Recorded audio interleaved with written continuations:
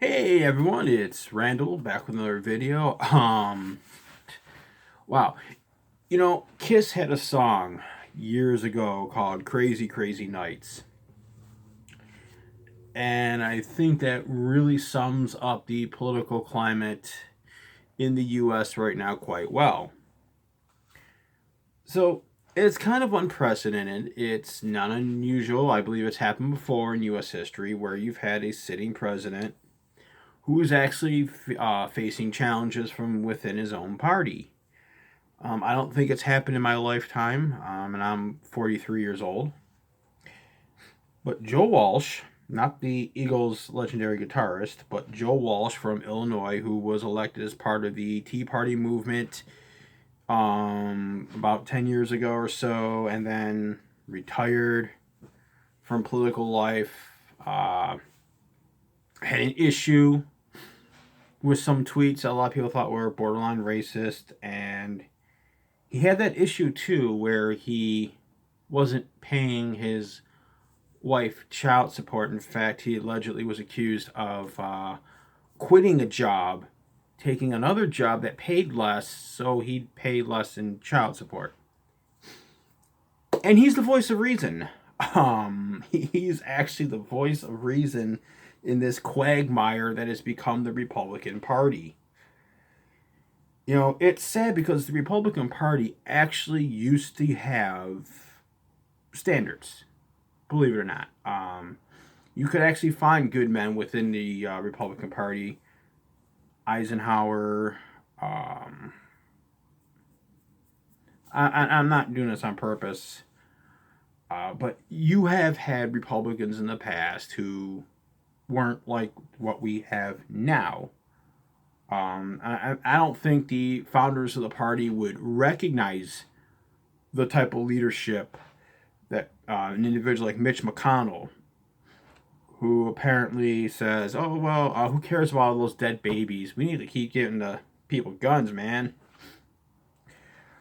Um, and you have conservatives now crapping all over Walmart because they've decided to phase out selling guns. Well, not entirely. I believe they're still going to sell ammo for hunting rifles. It's not as dire as Republicans and conservatives are making it out to be.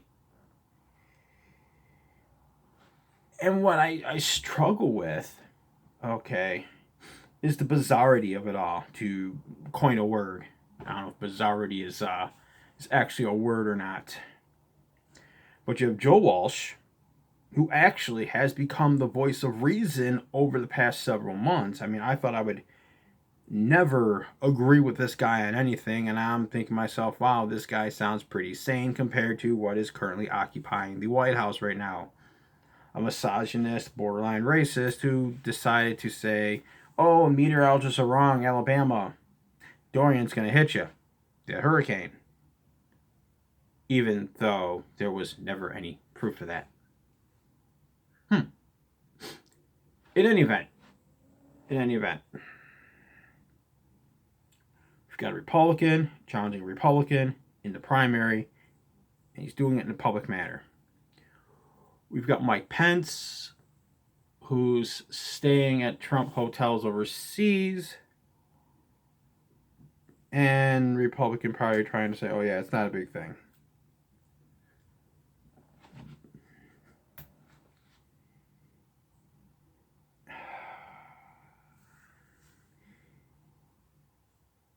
The sheer madness of this all would be something you would expect to see out of a really bad movie. Well, maybe not a bad movie. Ever see the second Civil War? It's an HBO film. Phil Hartman is the president, really ineffective guy. Um, that movie's very poignant and I'll do this in another video, in regards to immigration. But we have come to the point now where we've got a sitting president being challenged by somebody with his own party. We've got other countries laughing at us because Trump comes off so uneducated and so foolish. China isn't trembling and coming back to the table to save their economy because they are making deals with other countries to buy the stuff that they used to buy from us.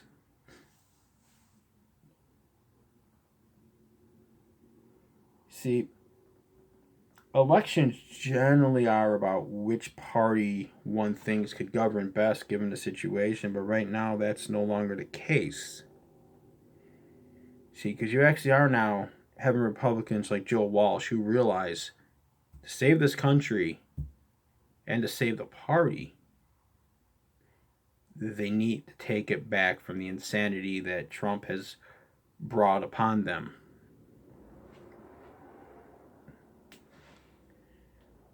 You know, we joke about the distractions that Trump puts out there, but the reality is he's keeping kids in cages away from their parents, dirty conditions. He's keeping them in, let's be blunt, concentration camps. He's challenged war heroes. He said Klansmen were good people, or fine people, to use his words. He expressed anger that an African American dare use his right to free speech.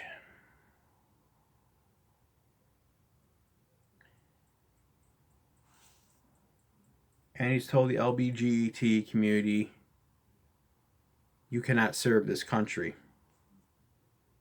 in the armed forces.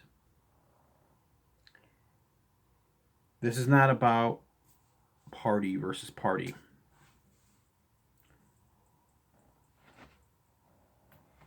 This is not about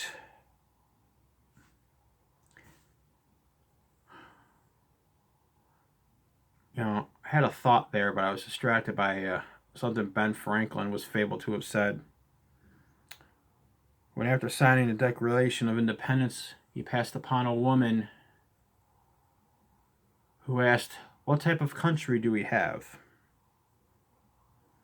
Franklin, according to myth, tipped his hat and said, republic, if you can keep it.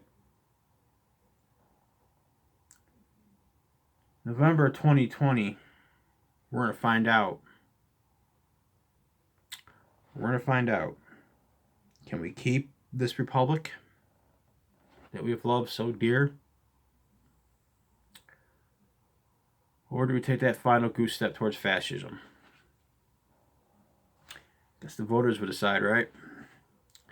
Have a good night. Better tomorrow.